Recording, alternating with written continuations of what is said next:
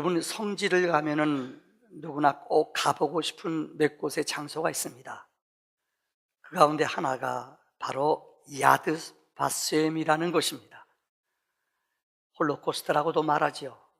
이스라엘 성지에 가면은 유대인들이 죽임을 당한 곳, 사진이 600만 명이 죽임당했는데 그 중에 사진 있는 사람들 쫙 비치가 돼 있어요. 그 중에 우리 마음속에 참 무겁고 마음이 아픈 곳이 있습니다. 아기관이라는 데가 있어요. 아기들이 죽었어요. 초등학교 어린 아이들, 이 아이들이 죽은 아이들이 몇 명인가? 150만 명. 야, 이건 참 너무 잔인해요. 유대인이라는 이유 하나 때문에 150만 명의 어린 아이들이 도케스실에서 아무것도 모르고 죽어갔어요. 그래서 이스라엘 나라에 가면 지금 여러분 야드바셈이라는 그 장소, 이 야드바셈은 히브리 말로 기억하라는 말이에요. 여기 가면 참 마음이 숙연해져요. 거기에 어린아이들의 명부, 이름이 계속 반복적으로 이름이 나와요. 요셉, 다윗, 모세, 이런 이름들이 계속 아이들, 죽은 아이들의 이름이 계속 호명됩니다. 그 촛불이 있어요. 촛불이 전체가 유리로 되어 있는데 유리 안이 전체가 불빛이 살아있는 것처럼 보여있는 장소입니다. 근데 이 야드바셈 입구에 써있는 글씨가 있습니다. 영어로 Forgive but remember. 용서는 하지만 그러나 잊지는 말아라. 한번 따라합시다. 용서하라 그러나 잊지 마라. 여러분, 성지를 가면 누구나 그곳에 들어가는 사람들마다 마음의 옷깃을 여미며 감동을 받고 옵니다. 이유는 인간이 이렇게 잔인하구나. 1차 전쟁을 일으켜서 그렇게 많은 사람을 피해를 주고 죽였습니다마는 그 종전국, 전쟁을 일으킨 그 나라 독일은 또 전쟁을 일으켜 더 많은 사람을 죽였어요. 인간들은 이렇게 역사를 쉽게 잊어버려요. 우리가 여호수아서를 지금 강의합니다마는 여호수아 3장의 내용은 하나님이 요단강을 건너는 능력이 나타납니다. 여호수아에게 명령합니다. 너는 제사장으로 하여금 언약궤를 메고 요단강에 들어가게 하라. 들어갔어요. 그들이 건넜어요. 너희는 그 언약궤 2000 규빗 90m 떨어진 곳에서 그곳을 따라가라. 그것을 보고 거룩한 경건을 유지하라고 말했어요. 그리고 그 땅에 들어가기 전에 모든 백성은 성결하라. 이 하나님의 말씀이에요. 3장의 요단강을 걷는 내용이에요. 3장이에요. 근데 오늘 4장에 보면은 하나님이 오늘 봉독해 드린 말씀은 너희들은 돌을 갖다 두 곳에 쌓으라고 그랬어요. 첫째는 제사장들이 섰던 그 돌을 그곳에 쌓아서 12개의 돌을 쌓아라. 또 하나는 그곳에 있는 돌을 어깨에 메고 아마 30kg 되는 무거운 돌입니다. 각 지파 12명 대표들은 그 돌을 가지고 길갈이라는 곳에 가서 이 돌을 쌓아라. 그리고 자녀들에게 이렇게 가리키라. 이 돌들은 무엇입니까? 이 돌은 왜 여기다 쌓습니까? 그러면 내 자녀들에게 이렇게 하나님이 우리를 인도하시며 하나님이 우리를 살리셨다. 이거를 기억하라는 거예요. 오늘 저는 여러분에게 12돌을 세우라라는 제목으로 3가지의 대지로 말씀을 드리려고 합니다. 첫째는 12지파의 연합으로 세운 돌이라는 것입니다. 한번 따라할까요? 12지파의 연합으로 세운 돌. 하나님이 12돌을 세우라고 명령하신 이유는 12지파 모든 사람이 나와서 돌을 그곳에 세우라는 말은 첫째, 은혜를 잊지 말라는 거예요. 자고로 여러분, 사람들은 너무 쉽게 은혜를 잊습니다. 얼마 전에 교육방송에서 보셨어요. 물고기 지능이 얼마냐? 여러분, 물고기 아세요? 물고기가 지능이 얼마 같아요? 깜짝 놀랐어요. 이거 사실인가? 물고기가 얼마나 지능이 낮은가 하면은 0.4래요, 지능이. 별로. 닭대가리 들어보셨어요? 닭대가리요? 왜 물고기가 머리가 0.4냐? 이런 물고기 보셨어요? 낚시하는 분들 아실 거예요. 낚시바 갖다 탁탁탁 주면은 와서 톡톡 먹어요. 그 자기 입이 찢어져요. 찢어져도요. 또 와서 3초면 잊어버린대요. 아이고. 3초면 잊어버리고 또 와서 또 문대요. 죽었는데 입이 찢어졌는데 또 와서 또 깨물고 또 찢어진대요. 그 또 와서 또 문대요. 이게 닭대가리지 뭐예요. 여러분, 웃지요? 물고기만 밀어난 것 같아요. 사람들도 밀어내요. 성경의 내용이 뭐예요? 너 이거 먹으면 죽는다. 너 죽어. 근데 먹었어요. 성경이 뭐 이게 우리들이에요. 너 이거 먹으면 이거 토한 거 먹지 마. 안 먹어야 돼. 또 먹어요. 그 또 먹여요. 이게 성경의 얘기예요. 사사기 16장을 기억하십니까? 삼손은 정말 이스라엘에 개인적으로 삼손만큼 위대한 사람이 없어요. 낙이 턱뼈 하나 가지고 1000명을 물리쳤어요. 여우를 300마리를 잡아 꼬리를 묶었어요. 이게 상상할 수 있어요? 왜 그런 힘이 그에게 있었느냐? 이유는 하나예요. 그는 하나님이 태어날 때부터 나시린으로 하나님이 구별함을 주셨어요. 그게 뭡니까? 날 때부터 머리를 자르지 않아요. 머리에서 힘이 나타나요. 이거 얘기하면 너 죽는다. 이거 얘기하지 마라. 알았습니다. 그런데요, 이 삼손은 자기가 힘이 센 줄 알고 착각해요. 그래서 드릴라라는 이 블레셋 여인, 아름다운 여인 드릴라가 찾아와 유혹하잖아요. 너 힘이 어디서? 자기 나 사랑해. 그럼 얼마큼? 이만큼. 그럼 힘이 어디서 났지? 얘기해야 하네요. 얘기해요. 뻥으로요. 얘기하면 안 되는데 이 사람이 그 여인의 유혹에 미모에 넘어간 얘기예요. 처음에 뭐라고 거짓말합니까? 활줄, 한 번도 안 써본 활줄, 새 활줄 가지고 묶으면 돼. 묶었어요. 그래서 블레셋 사람 내가 죽이려고 그랬어요. 그때 힘으로 하나님의 능력으로 줄을 끊어내요. 성경에 봐요. 그러면 여자가 간사하구나, 예쁜 것 이름값 하는구나, 얼굴값 하는구나, 속아야 돼요. 근데 또 속아요. 또 울어요. 자기 여기 또 넘어가요. 이제는 한 번도 안 써본 줄 가지고 가지고 줄로 또 묶었어요. 또 그 위험에서 벗어나요. 성경에 보세요. 세 번째 또 블레셋 여인 드릴라가 와서 또 유혹을 해요. 그는 얘기해요. 내 머리 7가락과 여러분 배 짜는 그 날, 배 짜는 곳에 있잖아요. 그 줄하고 함께 묶었어요. 3번씩 하면 넘어지면 안 돼요. 근데 마지막 4번째 또 넘어졌어. 어떻게 해요? 내 머리를 자르면 돼. 비밀을 얘기했어요. 그래서 힘이 빠져요. 이게 우리들의 이야기예요. 여러분, 저희들은 안 그럴 것 같습니까? 우리들도 전부 다 내 중심적이고 내 생각 중심으로 살아가는 게 우리 인간들이에요. 혹은 여러분, 내려놓음이라는 책, 이용규 선교사님의 책에 보면은 이런 재미있는 얘기가 있어요. 미국의 유학 시절에 아이를 데리고 한 번은 주말에 장난감 파는 곳에 갔대요. 미국 장난감 파는 데 가면 어마어마하게 크거든요. 그 토이스토어라고, 우리 교회 몇 배나 돼요. 장난감이 어마어마해요. 어린아이 데리고 갔대요. 그래서 하나 골라라. 애가요, 골랐는데요. 골랐어요. 이걸 여러분, 이 뭡니까? 바코드 찍어야지 계산하고 나오는 거거든요. 내가 안 내려놓더래요. 이거 주면은 뺏길까 봐요. 야, 이거 갖고 와, 계산해. 막 엉엉 울고 난리가 났더래요. 아주 그 아이가, 그 책에 나오는 내용이에요. 아이가요, 물건대 위에, 계산대 위에 그냥 몸 통째로 물건 가지고 올라가 섰대요.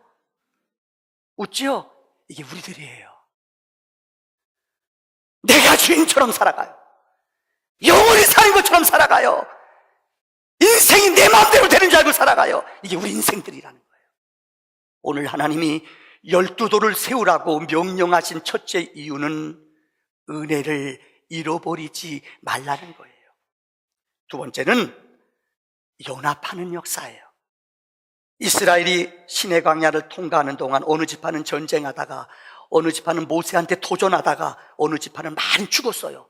연약한 지파도 있어요. 어느 지파는 강하고 믿음으로 굳센 지파도 있어요. 12지파 가운데 강하고 연약하고 흠이 있고 흠이 없고 베레벨 지파가 다 있어요. 그런데 모세는요, 하나님은 여호수아를 통하여 모든 지파 12지파가 똑같이 돌을 가져다가 세우라고 말씀했어요. 흠이 있고 연약하고 부족하지만은 그들 모두 하나님의 지체로 필요하다는 거예요. 이번에 우리 하계수련의 주제가 뭔가 하면은 지체로 사역하는 교회. 한번 따라서, 한 지체로 사역하는 교회. 교회는요, 죄송합니다만은 여러분 잘 들으세요. 어느 교회든지, 제가 목회하는 큰 목회하는 친구나 작은 10명 하는 목회나 가보래도요, 사람이 모인 것은, 공동체는 시끄럽다는 데가 없어요. 자꾸로 인간이 모인 데는 냄새가 나요. 사건이 터져요. 근데 연약한 사람들은, 아이고, 우리는 왜 이렇게 시끄럽지? 원래 시끄러운 게 사람들이에요. 그러나 은혜 있는 연합하는 공동체는 이런 문제가 있어도 견뎌내요. 어느 분이 최근에 쓴 책 가운데 교회는 세 집사가 있대요. 어느 집사나 따라합니다. 신집사, 신령한 집사예요. 이런 분만 있으면 얼마나 목회하기 편해요. 네, 어떤 일이 있어도 그냥 아멘, 은혜로 받아들이. 그래, 기도하자. 내가 부족해서 그렇지. 신집사가 있어요. 어떤 분은 육집사가 있어요. 육이 뭐예요? 육신적으로만 생각해요. 아이고, 우리 교회는 안 돼, 안 돼! 다른 데 가봐요. 거기 안 돼요. 진짜 웃겨요. 그 사람이 입만 열면은 옛날이 좋았대요. 그럼 옛날가 살아요? 그런 거 안 돼요. 더 골치 아픈 집사가 있어요. 따라합시다. 폭집사. 다르죠. 폭집사. 따라합시다. 폭탄집사. 폭탄 뭔지 알죠? 그분의 책에 10명 중에 1명은 어느 교회든지 폭탄이 있대요. 이 사람은 얘기하면 다른 사람이 떨어요. 폭탄 때문에 파편 맞아 다 죽어요. 장렬하게 전사해요. 쉬운 일. 여기 내가 오늘 일부 예배 때는 개인적으로 받았어요. 직장에서 있어요 없어요? 있대요. 누구요? 나래요. 참. 신방 떠났어요. 어제 우리 교육자들 저희 집에 와서 식사하고 같이 했는데요. 제가 여기서 새 집에 살거든요. 새신 신고 반짝반짝. 모르죠 여러분? 무슨 말이죠? 우리 장로님들이 좋은 집을 마련해 주세요. 내가 여기서 잠을 너무너무 잘 자요. 잠자기가 아까워요. 너무 새 집이라서요. 리모델링 했어요. 근데 제가요, 이 집에 있다가요, 청라지역 우리 교인집 신방 갔었어요. 와, 거기는 진짜 새 집이래요. 문 입고 들어가서 저기까지요. 권사님 들어가다 안 보여요. 워낙 커서요. 근데 신방 갔어요. 그런데 여러분, 신방 가면은 신방위원들은 말 안 하는 게 최고예요. 말하고 싶으면 하나 얘기해. 부자 되세요. 하나님은 정말 많이 받, 이래야 돼요. 그런데 꼭 폭탄 집사는 어떻게 하느냐. 신방 마치고 들어가면서, 권사님, 혹시 새집 증후군 알아? 무슨 말인지 알아요? 새집 들어가면 증후군이라는 게 있대요. 몸에 안 좋거나 이런 거. 새집 증후군 알아? 병나 조심해. 이거는 진짜 안 따라가는 게 낫죠.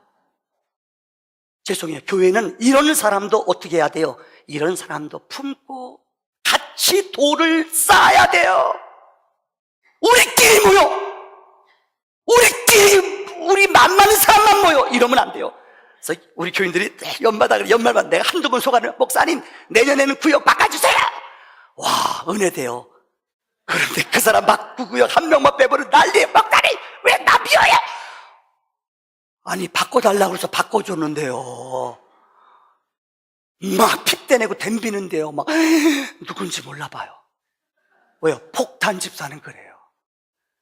죄송합니다. 여러분, 공동체는요, 이런 사람, 모난 사람, 이런 사람도 우리 지체예요. 이런 사람도 우리가 품어야 돼요? 안 품어야 돼요? 품어야 돼요. 삐지기 잘하는 사람, 이것도 품어야 돼요. 왜요? 이래야지 연합이 되고, 이래야지 기적이 일어나고, 이래야지 은혜가 일어나는 줄을 믿습니다. 여러분들, 제가 지난주 책 가운데 88연승의 비밀이라는 책이 있어요. 이 책이 뭐냐면, 미국 역사상 제일 농구인 가운데 존경받는 사람이 존 우든 감독이에요. 이분은 얼마 전에 세상 떠났어요. 2010년도예요. 근데 이분이 자그마치 놀라지 말아요. 미국 역사상 제일 존경받는 농구 선수예요. 농구 감독이에요. 이분 밑에서 NBA 농구, 우리가 아는 기라성과 같은 위대한 사람들이 이 사람 밑에서 자라났어요. 에이, 그러면 이 사람은 스카웃을 잘해나? 아니래요. 좋은 자원을 뽑았구나? 아니래요. 평범한 사람들이 이 존 우든 밑에 가면은 애들이 3, 4년 동안 대학생활, 이분은 대학 감독이에요. UCLA 감독이에요. 이분 밑에만 들어가면 애들이 변화가 일어나요. 근데 이분의 책이 뭐냐? 자그마치 승률이 80.4%래요. 이건 대단한 거예요. 무명팀으로부터 시작돼서 승률이 80% 이상 얻었다는 건 이건 대단한 거예요. 잘 모르나 봐요, 여러분들이요. 미 대학 농구 시리즈 7번 우승을 했어요. 잘 감동이 안 되나 봐요, 여러분들이. 잘. 이렇게 전승을 거둔 이유가 뭐냐? 이분이 책에서 썼어요. 88연승의 비결. 더 놀라운 것은 이분은 키가요, 1m 55cm예요. 저보다도 훨씬 작아요. 1m 55cm요. 그런데 그렇게 탁월한 리더자예요. 왜 그러냐? 이 책임을 읽고자 비결이 나와요. 제가 다 소개 못할게요. 그 중에 첫째가 뭐냐? 선수 들어오면은 1학년, 2학년 때 인간이 되라. 농구 선수, 세계적인 선수도 인간이 못된 사람이 많은가 봐요. 따라합시다. 인간이 되라. 다시요. 사람 좀 되라. 먼저 사람이 되라고 가르친대요. 두 번째는 제일 지분이 중요한 팀워크를 유지하라는 거예요. 어시스트 받아 쏘지요. 그럼 절대 가리킨대. 그거 안 하면 선수 빼버린대요. 아무리 잘해도 골 넣고 나서 나에게 어시스트 해준 사람한테 가서 하이파이브 하든지 윙크 하든지 목례 하든지 닥치래요. 고마움을 표현하, 이게 팀워크라는 거예요. 내가 잘난 게 아니라는 거예요. 더불어 너 때문에 내가 있다라는 고마움과 감사를 아는 팀워크를 알게 한다는 거예요. 그 다음 참 재미있는 글을 썼어요, 이분이요. 셋째는 성경을 읽어라. 성경에서 자기는 팀워크를 배웠대요. 성경에서 하나님의 리더십을 배웠대요. 그 다음 다섯 번째는 보세요. 매일매일 하나님 앞에 기도하며 하나님 앞에 감사. 이 성경 얘기 아니에요. 존 우든이 왜 그런 위대한 리더십을 유지하게 됐느냐? 그는 성경을 읽고 우정을 최고의 가치로 알고 팀워크를, 이게 성경에서 배운 원리라는 거예요. 하나님이 오늘 본문에 12지파의 도를 세우라고 명령하신 가장 중요한 이유는 연약한 자도, 허물 있는 자도, 여러분들 부끄러운 자도 우리는 품어야 돼요. 은혜 안에, 성령 안에 하나 되는 기적이 있어야 되는 줄을 믿습니다. 두 번째로 오늘 본문의 말씀은 우리에게 7절에 이렇게 말씀을 줍니다. 언약궤 앞에서 물이 끊어졌다 그래요. 우리 인생은 생각지 않은 많은 물들이 우리에게 들어옵니다. 요단강을 어떻게 건널 수 있겠습니까? 그런데 우리 하나님이 명령했어요. 여호수아야, 너는 백성에게 명령하라. 언약궤를 메고 물속에 들어가라. 언약궤를 메고 물속에 들어갔어요. 그랬더니 물이 멎었다고 그랬어요. 물은 인생의 시험이에요. 우리 시험을 우리 힘으로 못 이깁니다. 여러분, 육체의 질병도, 우리 이웃과의 갈등도, 상처도, 아픔도 내 힘으로 못 이겨요. 어떻게 이겨요? 언약궤는 말씀이에요. 말씀은 하나님이에요. 말씀을 붙잡을 때, 말씀을 의지할 때, 말씀의 능력을 공급받을 때 우리는 유혹을, 시험을 이기는 줄을 믿습니다. 보세요. 오늘 본문의 말씀에 보면 여호수아는 언약궤 앞에 순종했어요. 말씀 앞에 순종했어요. 생각해보세요. 이제까지 요단강을 모세는 능력도 있고 홍해를 건넜어요. 근데 자기는 후계자예요. 자기는 표적을 하나도 보인 적이 없어요. 근데 하나님이 명령해요. 여호수아야, 내 백성들 제사장한테 너는 명령해라. 요단강에 언약궤를 메고 들어가라고 그래라. 근데 그대로 믿음을 가져 선포했어요. 여호수아는 그 말씀을 믿었다는 거예요. 두 번째 놀라운 것은 제사장들이에요. 제사장들은 언약궤를 맸어요. 물속에 들어가라. 제사장들이 언약궤를 메고 그들의 발이 모두 다 발이 잠겼어요. 그때 요단이 육지같이 갈라졌다고 그랬어요. 둘째는 제사장들은 하나님의 말씀을 믿었어요. 더 놀라운 것은 세 번째, 백성들이에요. 언제 물이 잠길지 어떻게 알아요? 요단강이 지금 갈린 것 같은데 잠시 갈렸는지 어떻게 알아요? 근데 이 여호수아가 명령해요. 너희들은 제사장들이 발을 밟고 있는 동안 육지같이 갈라졌으니 너희는 이 땅을 건너라. 200만 명이 넘는 300만 명이나 되는 이스라엘 백성들이 여호수아의 명령에 따라 지파 줄을 서서 쫙 걷는 그 모습을 상상해 보세요. 여호수아도, 제사장도, 백성들도 믿음을, 이 두려운 물 앞에 하나님의 말씀을 믿는 믿음을 가지고 요단강을 믿음으로, 말씀으로 건넌 줄 믿습니다. 이게 능력이에요. 우리 인생에 어려움이 있습니까? 왜 제가 이 교회에 와서 자꾸만 큐티를 강조하는 줄 알아요? 아마 여러분 가운데 어떤 분은 큐티 때문에 저녁 예배 못 온다. 죄송해요. 훈련 받기 싫어하는 분들이에요. 큐티는 하나님의 음성을 듣는 거예요. 성경에 요한복음에 하나님 말씀했어요. 태초에 말씀이 계시니라. 말씀이 하나님과 함께 계셨으니 말씀은 하나님이다. 오늘 아마 우리 1:1 제자 양육 4명이 수료합니다. 제가 듣기로는 교회 다니면서 성경 공부를 1:1 만나면서 인격적으로 해보지 않은 분이 있어요. 16주를 마치니까는 진짜 말씀 앞에 내가 누구인지를 알고, 어떻게 신앙생활을 하는지 뿌리가 잡혔대요. 왜요? 말씀은 하나님이에요. 말씀을 듣지 않으면 내 장래일을 우리는 알 수 없어요. 말씀이 임하지 않으면 유혹을, 시험을 내 혼자 이겨낼 수 없어요. 여러분, 제가 이전에 군목 시절에요, 가는 길마다 성경을 통독하게 해요. 우리 교인 가운데 지금 삼독한 분도 있어요. 말이 삼독이지고 쉬운 게 아니에요.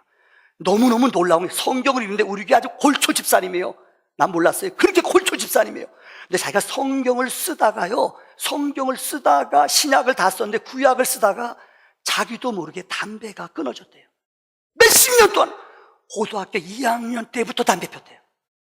와, 안 끊어지는데 자기도 성경을 매일매일 쓰다가 기적이 두 가지가 벌어졌어요. 첫째는 성경을 쓰다가 하나님의 은혜가 임하면, 말씀을 쓰다가 담배가 내 안에서 끊어져 없어져 버리더래요. 또 하나는 이 허리가 아파서 앉아있지를 못했는데 성경을 쓰는데, 하나님 말씀은 능력이거든요. 말씀은 하나님이거든요. 말씀이 내 육신을 치료, 이 디스크가 났어요.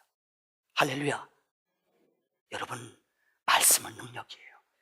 오늘 본문의 말씀에 하나님은 명령했어요. 여호수아야, 말씀을 붙잡고 너는 요단강으로 나아가라. 말씀을 붙잡고 나갔어요. 백성들이 순종했어요. 그럴 때 문이 열리는, 하늘의 문이 열리는 기적이 임한 줄을 믿습니다. 마지막 결론입니다. 오늘 14절의 말씀에 보면은 세 번째, 여호수아에게 하나님이 능력을 줬다고 그랬어요. 오늘 보세요. 그날이 뭡니까? 요단강이 갈라지고 백성들이 그 땅을 건넌 이후에, 그것을 본 이후에 여호와께서 모든 이스라엘 목전에서 여호수아를 크게 하시며, 여호수아가 생존하는 날 동안에 백성이 여호수아를 두려워하였고 모세를 두려워하였던 것 같이 그를 두려워하였더라. 무슨 말인지 알아요? 이제까지 여호수아는 벌벌 떨었어요. 나는 모세같이 못해, 나는 모세같이 능력 없어. 그런데 하나님이 여호수아에게 순종하는 그에게 요단강을 건너게 할 뿐만 아니라 백성이 다 건넜어요. 다 체험했어요. 그 다음부터는 하나님이 여호수아와 함께한다, 여호수아는 능력이 있구나, 그들이 보고 깨달았어요. 그 이후로부터는 백성들이 그들을 두려워했다는 거예요. 여러분, 오늘 본문의 가장 중요한 키워드는 하나님이 여호수아를 크게 하셨다는 거예요. 따라합시다. 하나님이, 다시요, 하나님이 누구를 크게 하셨어요?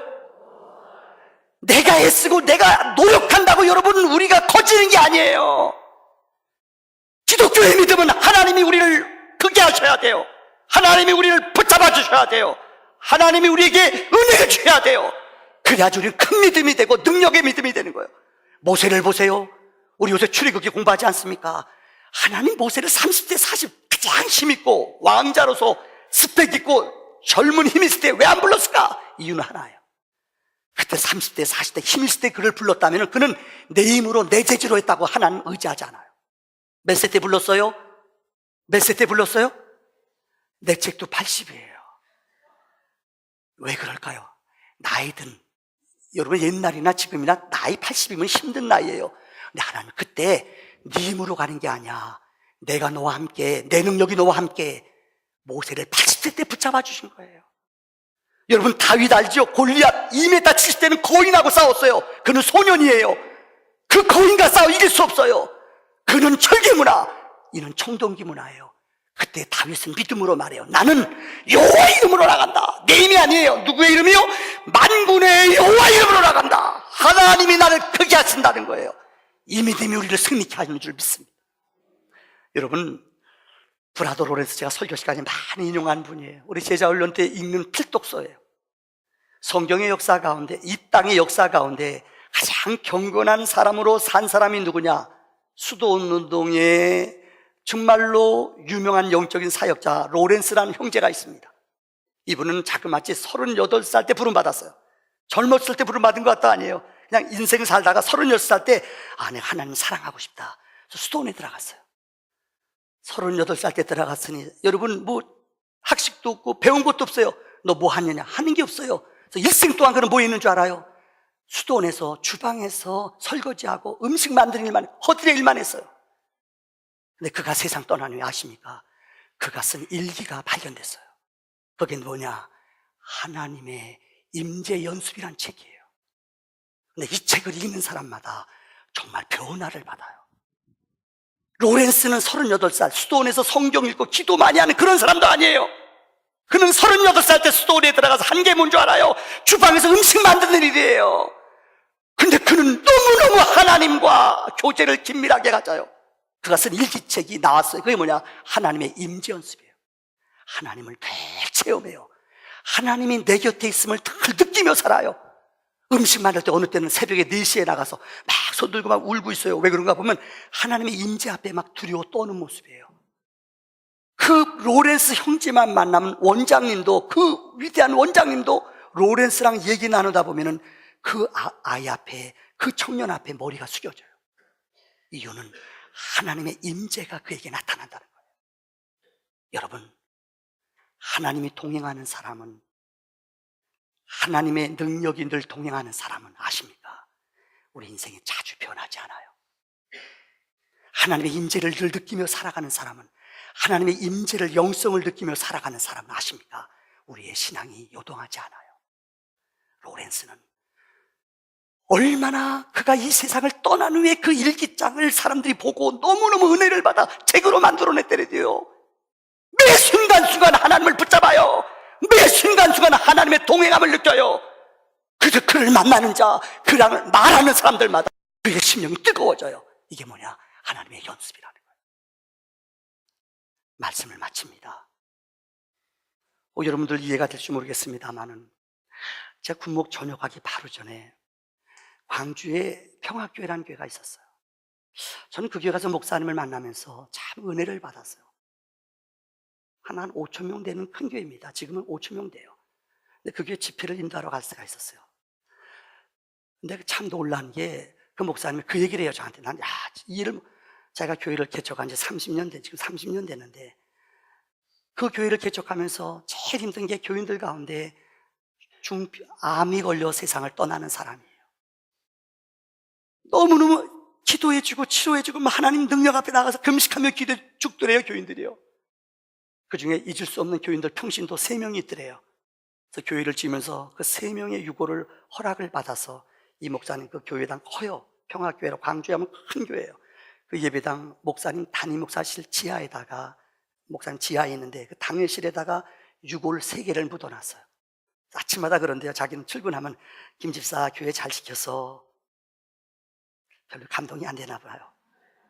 목사님이 자기 당임 목사실에다가 교회를 개척할 때 그 헌신했던 새 신자들을, 교회 오래 나온 분도 아니에요. 교회 열심히 헌신했다가 마지막까지 믿음으로 떠난 분들 새 집사를 자기 유고를 자기 방에다가 묻어놨대요. 아침 출근할 때마다, 저녁에 퇴근할 때 그런데요, 김 집사 교회 잘 지켜, 알았지? CCTV보다 네가 지켜야 돼. 그러고 안 돼요. 왜 제가 이 얘기 드린 줄 알아요? 그런데 4년 전에 이 목사님 사모님이 암이 걸렸어요. 침샘암. 그 목사님 쓴 글이에요. 우리 교인 가운데 내가 암 걸린 사람이 기도는 해줬지만은 내 아내가 암이 걸려 죽어가는데, 진짜 내 아내가 죽어가니까요, 목사님이 2가지를 깨달았대요. 첫째는 목사님이 이전에 환자로만 봤던, 다시 말하면 눈으로만 보인 신자들이 이제는 가슴으로 보이고 영으로 보이더래요. 그래서 교인을 조사해 봤더니 암으로 투병하는 신자들이 31명이더래요. 아내가 암 걸리기 전까지는 목사님은 그냥 부목사님들 다 그냥 보내고, 큰 교회는 그냥 부교육자들 다 못 만나잖아요. 근데 아내가 암으로 투병하고 고통당하는 것을 침샘암 앓고 나서, 침샘암 말을 잘 못하잖아요. 아내가 이런 고통당하니까 자기가 피부 속에 성도들이 가슴으로 읽혀지더래요. 그래서 자기가 31명 교인들을 찾아다니면서 기도해주며 하나님 앞에 굴복하며 기도했대요. 사모님이 작년에 또 재발했어요. 18시간을 침샘암 때문에 수술했어요. 2번째. 근데 사모님이 꿈속에 이 책이 나오는 거예요. 2가지를 깨달았대요. 하늘나라 사모님이 올라갔는데, 하늘나라 갔는데 이 사모님 이름이 김신성이에요. 이름도 참 외우기 좋죠. 김신성. 하늘나라 갔는데 사모님이 딱 들어갔는데 교인 가운데 사모님이 전도한 신자가 하나도 없더래요. 하나님이 그러더래요. 네가 전도한 신자 있느냐? 다 이렇게 물고 왔지 자기는 직접 전도한 사람이 없더래요. 깜짝 놀랐대요. 하나님, 내가 진짜 하나님 살려주면은 다시 돌아가서 내 입으로 내가 증거하고 내 입으로 내가 열매 맺게 하겠습니다. 꿰라는데 그게 18시간이더래요. 그래서 사모님이 지금 거짓말 같지만 열심히 영혼을 사랑하는 마음으로 하나님 앞에 가서, 아버지 앞에 갔을 때 내 입으로 전도해서 열매 맺는 사람이 있게 하라, 이 깨달음을 얻었대요. 지금 최근 한 1년 동안 이 수술 받고 나서 열심히 시집도 썼고 간증집도 썼고 전도를 한대요. 하나님이요, 2번 그 대수술을 받았는데 최근에요 회복을 주시더래요. 내가 안 나니까 별로 감동이 없네요. 여러분, 내가 설교를 잘못했는지, 아니면 내가 암에 안 걸려서 별로 감동이 없는지, 이분이 쓴 시집이 누워서 본 하늘이란 책이에요. 이 책의 내용이 그거예요. 이전에 내가 아프기 전에는 하늘을 내가 못 봤대요. 내가 진짜 아파 보니까 목사님도 하늘이 열리고 사모님도 하늘이 열리더래요. 그래서 한 영혼을 사랑하며 한 영혼을 위해서 눈물 흘리는 일을 열심히 했대요. 그게 하나님이요, 하나님이 그 교회에 하나님의 기적을 주는데 자기에게도 하나님의 치유의 손길을 믿음으로 주시더래요. 우리 모두에게 이러한 하나님의 기적이, 능력이 나타나기를 주의 이름으로 축원합니다. 기도합시다.